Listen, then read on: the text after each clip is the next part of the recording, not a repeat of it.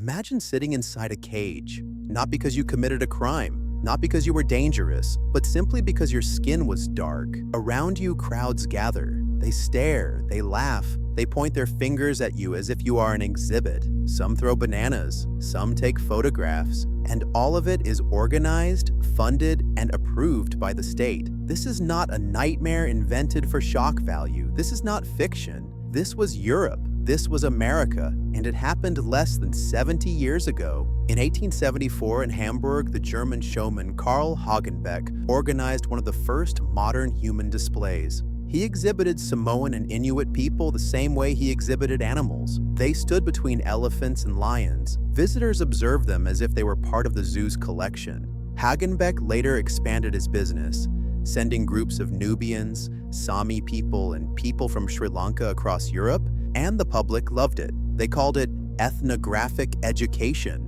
but it was dehumanization disguised as science. In 1883 in Vienna at the famous Schönbrunn Zoo, Nubian people from Sudan were exhibited inside a reconstructed village. They lived in mud huts, barefoot, surrounded by props meant to exaggerate their primitiveness. The Viennese upper class came to watch them like a theater performance. Newspapers praised the exhibition as civilization studying nature, but no one questioned the human cost. 6 years later, in 1889, France built one of the largest human displays in history, the so-called Negro Village at the Paris World's Fair. More than 400 African men and women were locked inside an artificial settlement. For 7 months, 28 million visitors walked through the enclosure. They watched, pointed, judged, and consumed the spectacle as entertainment. The French government used the exhibition to justify its colonial empire. The message was simple: France rules exotic lands, therefore France rules these people. Across Europe, countries competed in this grotesque form of exhibition. In 1896, Geneva constructed a fake African village in a public park. People from various regions of Africa were displayed with spears, drums, and animal skins. Even if these items had nothing to do with their real cultures, Swiss intellectuals described the exhibition as educational anthropology. But in reality, it reinforced racist stereotypes for an entire generation. In 1897, Belgium held one of the most infamous human zoos in history during the Brussels International Exhibition. 267 Congolese people, including families, children, and elderly individuals, were transported from Central Africa to Belgium. They lived in harsh conditions behind a fence near an artificial lake. Belgium's climate was cold and damp, and the people had little protection. 7 died during the exhibition from sickness brought on by exposure and malnutrition. Their deaths were quietly covered up. They were buried in unmarked graves, and the exhibition continued as if nothing had happened. These exhibitions were never isolated curiosities. They formed a global system supported by governments, colonial administrations, anthropologists, and the leading cultural institutions of their time. By the early 20th century, human zoos had become firmly established across the major centers of the Western world and beyond. From European capitals to the great cities of North America and even across Japan, the model was replicated again and again. In total, millions of visitors participated in this spectacle, helping transform it into a normalized and widely accepted part of modern public culture. In 1904, at the St. Louis World's Fair in the United States, more than 1,100 Filipinos were displayed. They represented dozens of ethnic groups from the Philippines, a territory the United States had recently taken control of. The exhibition forced them to perform staged tribal rituals. Some were ordered to slaughter dogs in front of the audience, a practice that was presented as their tradition, even though it was not representative of the culture. For many Americans, this exhibition was their first encounter with people from the Philippines. Instead of seeing real human lives, they saw propaganda designed to justify American colonial rule. 2 years later, in 1906, one of the most tragic episodes in this history unfolded in New York City. Ota Benga, a young Mbuti man from the Congo, was placed on display at the Bronx Zoo. He was forced to stand inside the monkey house, sometimes sharing the enclosure with an orangutan.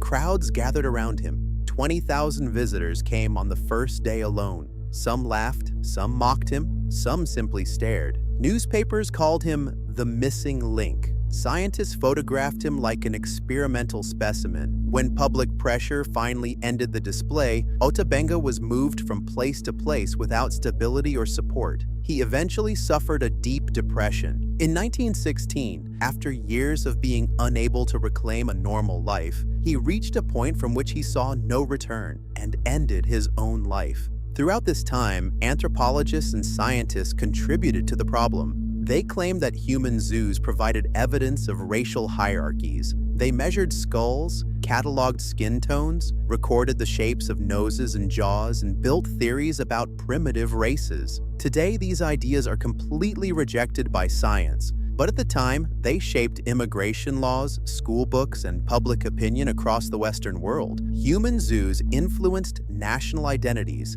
They taught millions of children that entire populations were inferior, dangerous, exotic, or childlike. They taught adults that domination was natural, and they allowed ordinary citizens to participate in the colonial project by paying for tickets and consuming stereotypes. After the First World War, human zoos began to decline, but colonial exhibitions continued. In 1931, Paris hosted another massive colonial exhibition, visited by more than 30 million people. Entire villages were rebuilt. People from French colonies were placed inside them, instructed to behave according to stereotypes created by the organizers. The event was internationally praised at the time, but today it stands as a stark reminder of how deeply colonial thought was woven into European culture. And human zoos did not end in the 19th century. They did not end in the early 20th century. They continued into the 1950s. In 1958, at the Brussels World's Fair, Belgium reconstructed a Congolese village. 598 Congolese people were brought to Europe and placed behind bamboo fences.